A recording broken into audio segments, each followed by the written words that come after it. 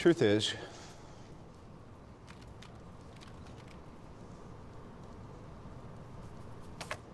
I am Iron Man. In 2008, Marvel Cinematic Universe began with two words, Iron Man. 10 years later, it ended with four, I am Iron Man. The Infinity Saga was 10 years of perfectly crafted storytelling, and I can't help but feel like we've already experienced the best of the MCU. No matter what heroes get introduced next, there will never be a better payoff than watching Tony Stark snap his fingers and utter the words, I am Iron Man. After 10 years of build up, it was definitely earned. Now, this is going to be a very long deep dive, so buckle up, we're in for a ride. I don't know if my voice is though. Now let's go back to 2008. In 2008, Marvel introduced us to Tony Stark, a self-centered, arrogant billionaire engineer played by Robert Downey Jr., who creates a weaponized suit of armor, Iron Man. Iron Man was a relatively contained origin story and the first film in the MCU. It was never guaranteed to succeed, yet here we are 18 years later, which is insane, and the MCU is still going strong-ish. But I can't help but feel we've already experienced peak Marvel. Going back to the Nick Fury post-credit scene at the end of Iron Man, he says, "You've become a part of a bigger universe." At the time, we didn't immediately know that meant Thanos, the Infinity Stones, Wakanda, Guardians of the Galaxy, nor did we expect to become so overcome with emotion when the heroes would inevitably come pouring through the portals in Avengers Endgame. It is much different than how shared universes work today. They had to convince us to care about Iron Man before they could convince us to care about the Avengers. The MCU ultimately had to build characters worth following. Now let's look at phase 1 of the MCU. As I mentioned, what Marvel did so well was avoid the temptation of bringing everyone together immediately. It spent 4 years establishing the pieces before finally assembling the Avengers in 2012. More importantly, though, each individual film doesn't exist just to inform us about other characters. Each film has its own identity. This means when their worlds eventually collide in the Avengers, it actually feels like worlds colliding. What I love about Phase 1 of Marvel is the run of characters involved leading up to Avengers, simply because their philosophies couldn't be more different. Tony Stark is a modern-day futurist with a huge ego, whereas Steve Rogers comes from another generation entirely, with a strong focus on doing the right thing even when nobody is watching. Then we have Thor, who isn't even human. He's the god of thunder and son of Odin and believes his birthright makes him worthy. By the time these characters meet, Marvel has already told us why these people are going to really piss each other off. Tony views Steve as an outdated Boy Scout. Steve looks at Tony and sees an arrogant asshole who has never had to sacrifice anything. And Thor, well, he looks at both of them as humans interfering in Asgardian affairs. Then, of course, we have Natasha Romanoff, my favourite, aka Black Widow. We witness her infiltrate Stark Industry in Iron Man 2. Meanwhile, Nick Fury has been quietly connecting everything behind the scenes. By the time Nick Fury assembles Earth's mightiest heroes and creates the Avengers, well, they're awful at being a team.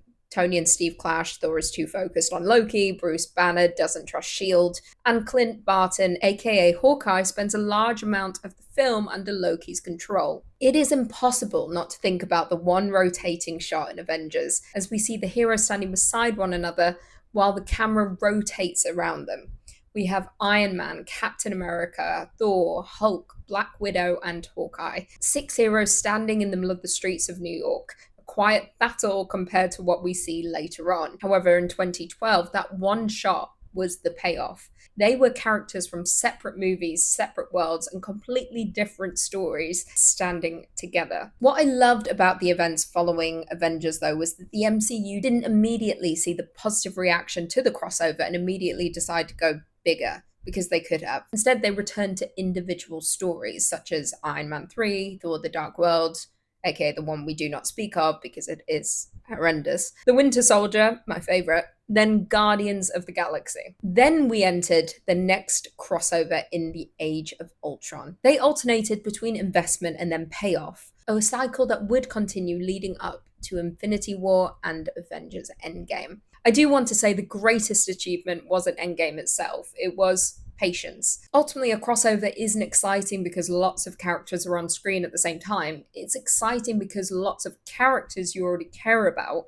are finally on screen together. Now let's get into phase 2. I told you this is going to be a long one. Now, what made phase 2 so fantastic was because it became less about building a team and more about exposing the cracks that would eventually lead to Civil War, Infinity War, and Endgame. At the end of the Avengers, Tony flies a nuclear missile through a portal and sees what is waiting on the other side. And what is waiting is an enormous alien army. All of this changes him. Despite winning the Battle of New York, he walks away worse off. Something has broken inside of him because he ultimately knows something that most people on Earth don't. Thanos is coming. Not that he knows it's Thanos yet, but it's Thanos. Tony wants Earth protected. He wants a suit of armor around the world because he knows the Avengers can't be in all places at all times. Ultimately, this is how Ultron came to be. Steve Rogers, on the other hand, becomes the exact inverse of Tony, which is one of my favorite things about their character arcs. Tony started as someone that didn't trust authority, and Steve started as somebody who believed in institutions.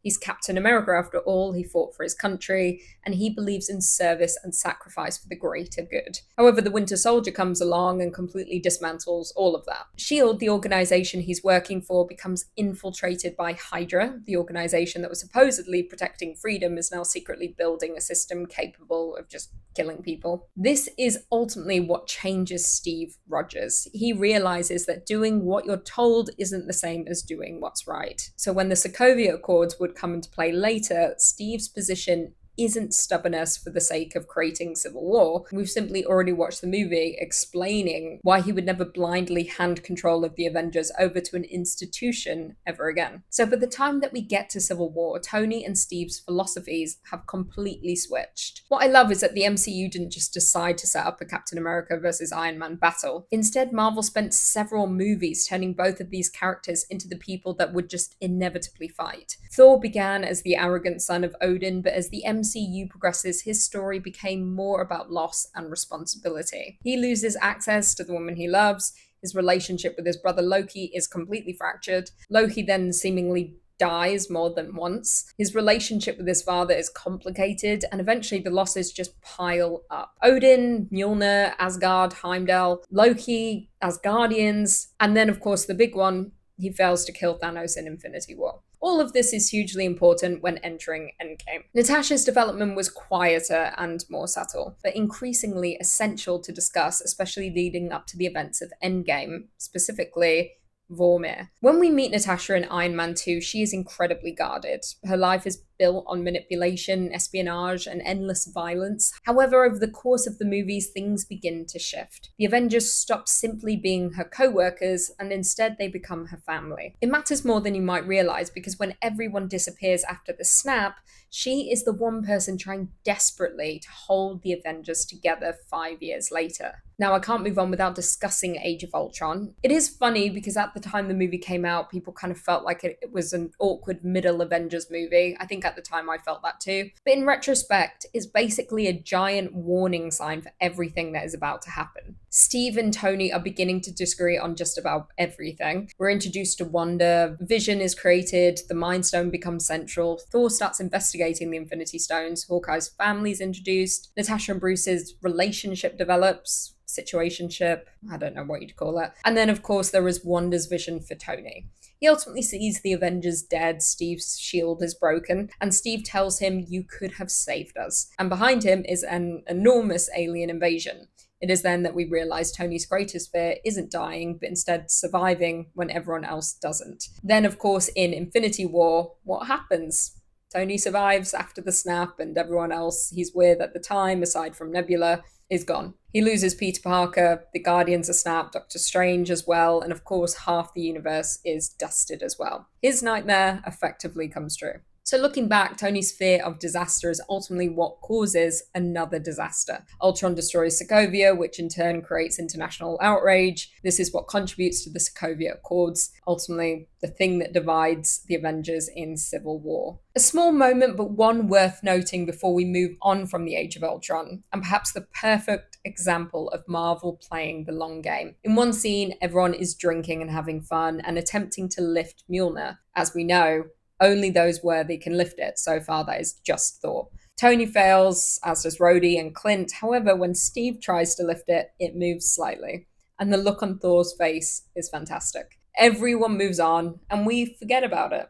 4 years later, though, when Thanos is about to kill Thor, Mjolnir flies across the battlefield and Steve catches it. And it is perhaps the loudest reaction I've ever experienced in a movie theatre.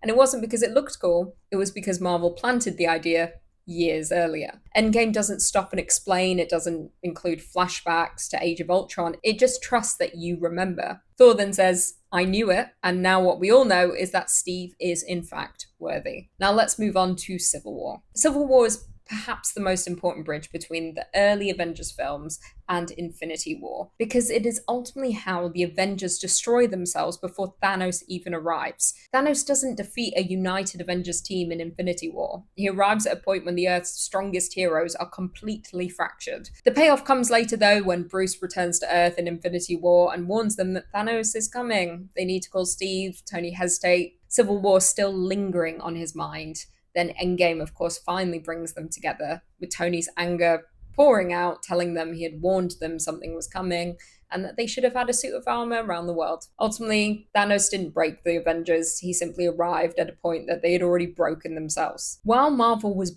busy tearing apart the Avengers, it was simultaneously making the MCU even bigger.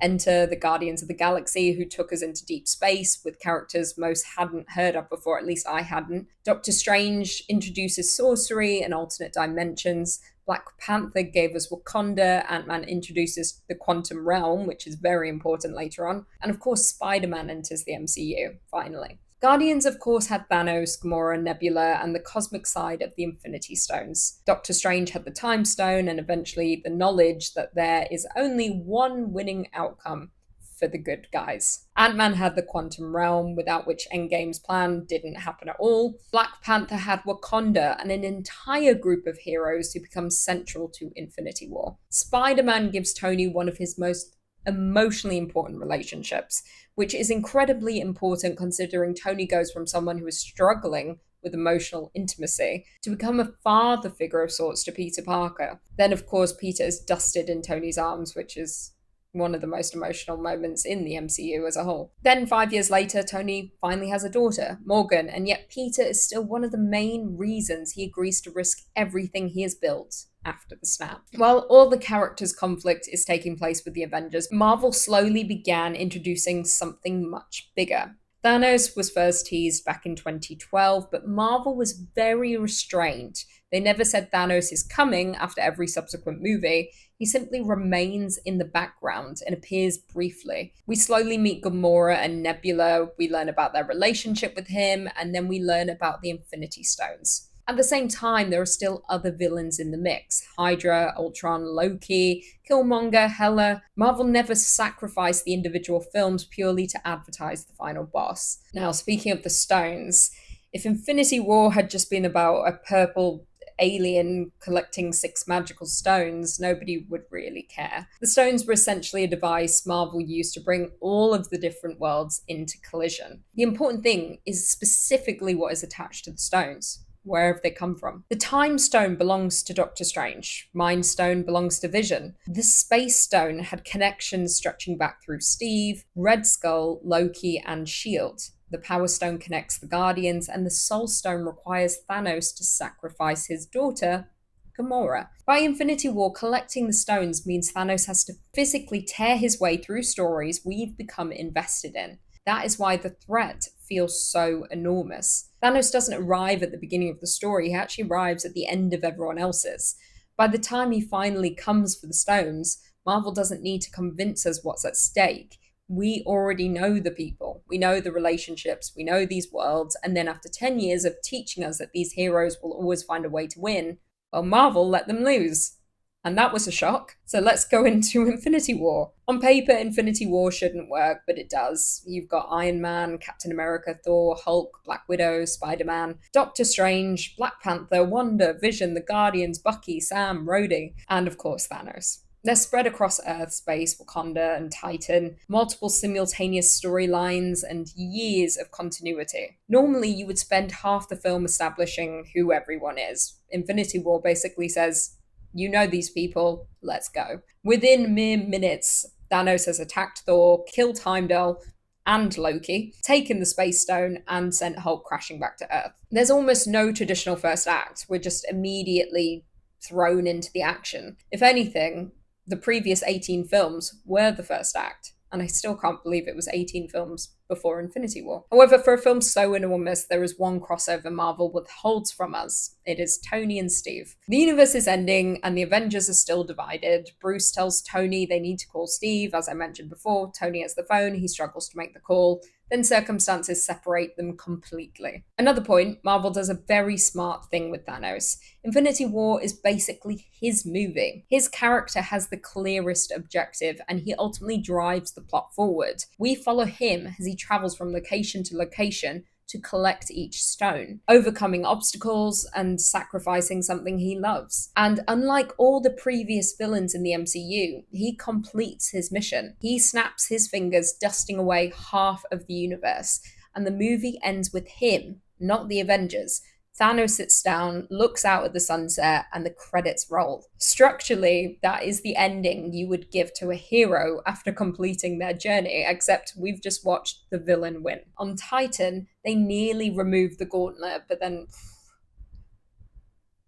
Peter Quill gets in the way. Really angers me. That actually made me hate his character for a long time. I didn't forgive him. They almost removed the gauntlet off his hand, but failed. In Wakanda, Vision makes the ultimate sacrifice, with Wanda destroying the Mind Stone and therefore destroying Vision, and they've won. So we think. But then, of course, Thanos uses the Time Stone to go back in time, and then just kills Vision again, but this time taking the Time Stone out of his head. Finally, Thor arrives, Stormbreaker goes straight into Thanos' chest, and we think, is this it? Have they won? Wrong again, because then Thanos said, you should have gone for the head. Then snaps his fingers. Marvel did the one thing we didn't expect. The villain won. The movie ends with many of our favourite characters dusted. Bucky, Black Panther, Groot, Wanda, Strange, the Guardians, and then of course Peter Parker. Peter hit harder than the rest simply because Tony had spent years terrified that he wouldn't be able to protect everyone. He even saw the Avengers die in the Vision, and he tried to keep Peter away from Avenger-level threats. And now he's on an alien planet watching him disappear into dust while holding him in his arms. Tony's worst nightmare has happened, and worse, he survived it. Doctor Strange, though, is the little hope of thread we had left. He has seen 14 million possible outcomes, and in only one do the Avengers win. Then he willingly gives Thanos the Time Stone, which seems insane, but as an audience, we understand. Tony needs to survive. We just don't know yet why. Everyone knew the vanished characters would return, but we didn't know what the sacrifice would be in order to do this. Infinity War was Marvel finally bringing 10 years of storytelling crashing together, only to do the one thing we weren't prepared for, let the heroes lose. And when the dust settled, almost every character Marvel had introduced in its newer generation was gone. What remained were Tony, Steve, Thor, Natasha, Bruce, and Clint, the original Avengers. Marvel had spent a decade making its universe bigger, but in the end, it just brought it back to where it started. Now, let's get into Endgame. What makes Endgame so great is that there is no need to establish anything. It has had 21 previous movies doing that work for it. It is essentially a final act of a 22-film story. Now, it's worth noting that the Avengers don't immediately undo the snap. They fail yet again. Thor kills Thanos, and it accomplishes absolutely nothing. The stones are gone, and the universe is still half gone, and even then we're hit with, 5 years later, bold text on the screen. It hit hard. Up until this point, Marvel had spent years introducing hundreds of characters, then proceeds to wipe most of them away. And suddenly, we're back with the original 6. The MCU expanded outward for a decade, but when it comes time to finish the story, Marvel brings the focus back to the people who assembled in 2012, and each one has unfinished emotional business. Now, in Endgame, a time heist takes place, a way to collect the stones from different points in time to undo the snap. More importantly, Marvel uses this to literally walk through the Infinity Saga. We go to New York in 2012 when the first Avengers was set. We revisit Thor: The Dark World. We return to the events surrounding Guardians. Tony goes back to the period connected to his father, and Steve encounters a world he has lost. Thor sees his mother once again. Nebula confronts her former self. It's almost like Marvel is allowing the characters to look back at how far everything has come, which feels incredibly appropriate for a finale. The final movie becomes a victory lap of sorts through the movies that built it. A very painful but important moment to touch on, but Endgame genuinely hurts. And it hurts me because my favourite character is Natasha and Wanda, but Black Widow is close to my heart. Now, Natasha and Clint have been friends probably longer than anyone in the MCU. We know Clint has a family, and while Natasha considers the Avengers hers. And after the snap, well, Natasha is the only person desperately trying to keep everyone together. Even telling Steve, I used to have nothing, and then I got this job, this family. That is basically her entire arc. So when she sacrifices herself, it's not because she doesn't value her life, it's because she finally has something she values more. That is a very different Natasha from the woman we met in Iron Man 2. Arguably the best example, though, of how Endgame weaponizes Marvel's history is this. Steve is alone, his shield is broken, with Thanos' army standing opposite him across a battlefield, and yet Steve still gets back up, ready to fight all by himself. Then we hear, on your left, a portal opens and Black Panther walks through, and everyone then starts returning. Doctor Strange, Spider-Man, the Guardians, Sam, Bucky, Wanda, everyone. The portal scene isn't impactful because everyone is on screen together for the first time. It's incredible because every portal contains someone we already know and love. Marvel has spent 10 years introducing characters separately. Now they're all just standing together, and it's amazing. And Marvel then, of course, waits for this exact moment to drop one of the best lines of all time. Steve has technically been leading the Avengers for years, and we've heard the phrase teased countless times, but Marvel has always held back. Then, with essentially the entire MCU standing behind him, he utters the words, Avengers, assemble. Avengers!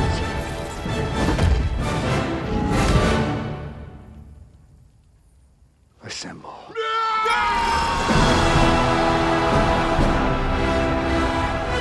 Marvel knew we wanted it, and they waited until they could make it mean as much as possible. Once again, proving that Marvel's greatest weapon during the Infinity Saga was patience. The story ultimately comes down to the one person that started it all, because in 2008, the MCU began with Tony Stark, and if the story was going to end, there was only one person it could end it with. So let's discuss Iron Man, specifically the quote, I am Iron Man. Now, at the time back in 2008, it was pure Tony Stark the first time those words were uttered. He's been told to maintain his secret identity, but of course he ignores everyone and instead looks right at the journalists. And because his ego physically won't let him stick to a script, he just says the words, I am Iron Man. It is arrogant and impulsive, but a decade later, Tony says those exact same words, but this time, they're followed by the most selfless thing he has ever done. Now, Steve's assessment of Tony back in the Avengers was brutal. He essentially said Tony is selfish.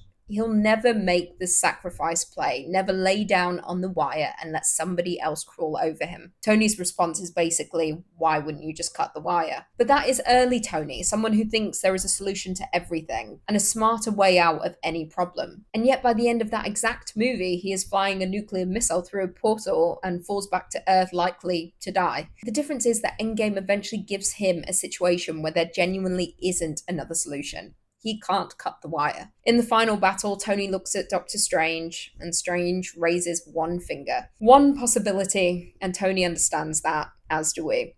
This is the moment. It is now or never. In this moment, Thanos believes he is inevitable. He even says the words. He snaps his fingers, but nothing happens. Then Tony shows him the stones on his suit of armor. Marvel could have given Tony any final heroic line. Instead, they go all the way back to 2008, and he says, "I am Iron Man." I am Iron Man. The words didn't change, but Tony did, and this is what a decade of character development looks like. Tony Stark began this universe as a man who barely understood the consequences of his own weapons and ended it holding the fate of the entire universe in his hand. Marvel had taken the same man, the same 3 words, and the same identity, and spent a decade completely changing what they meant. And perhaps that's why Endgame is going to be almost impossible to replicate, because Tony's death wasn't sad because we'd watched him for 3 hours. We'd known him for over 10 years. And I think that's ultimately why nothing will ever quite top that run at Marvel, or Endgame as a whole. Marvel will make more Avengers films. There will be bigger villains, bigger battles, more cameos, and probably more moments designed to have audiences cheering in cinemas. And some of those films may be incredible. But Endgame was never really about how many superheroes Marvel could fit on screen. It was about how much those superheroes meant to us by the time they got there. That's the part I don't think Marvel can manufacture again. Because when Iron Man came out, we weren't sitting there waiting for Endgame. We didn't even know there was an Endgame. We watched this universe grow in real time. And along the way, these stopped feeling like individual superhero movies and started feeling like chapters of something much bigger. So when those portals opened, we didn't cheer because Marvel had managed to put dozens of superheroes into one shot. We cheered because we knew who was walking through them. When Steve lifted Mjolnir, it mattered because we'd been waiting since Age of Ultron. When Sam said, "On your left," 3 words carried 5 years of history. When Tony Stark looked at Thanos and said, "I am Iron Man," Marvel took us all the way back to the story that started it all. Same character, same words, completely different man. Maybe that's what Marvel got so right during those 10 years. It wasn't just building towards the next movie, it was allowing the characters to have a history. And by Endgame, we had a history with them too. Marvel can try to recreate the scale of Endgame, it can recreate the portals, it can recreate the cameos, it can recreate the spectacle, but it can never recreate the first time we experienced it, because Endgame wasn't just the ending of a story we'd been watching for nearly 11 years. For a lot of us, it was the ending of an era we had lived through. And somehow it all started with one man standing in front of a room full of journalists, ignoring the script he'd been given and saying 4 words, "I am Iron Man." Let me know what you think is going to happen in the next phases of the MCU. Do you think we'll ever experience the same feeling we had when watching Endgame for the first time? Because I, for one, will say that was the best movie theatre experience I ever had in my life, and nothing will ever top that feeling of watching that film in movie theatres opening night. But never say never. They seem to have a grand plan. We never knew Endgame was coming over those 10 years. The payoff was worth it. So who knows what's coming next. But I, for one, feel like we've seen the peak. I just hope it doesn't go downhill from here. Let me know what you think in the comments below, and I'll see you in the next video.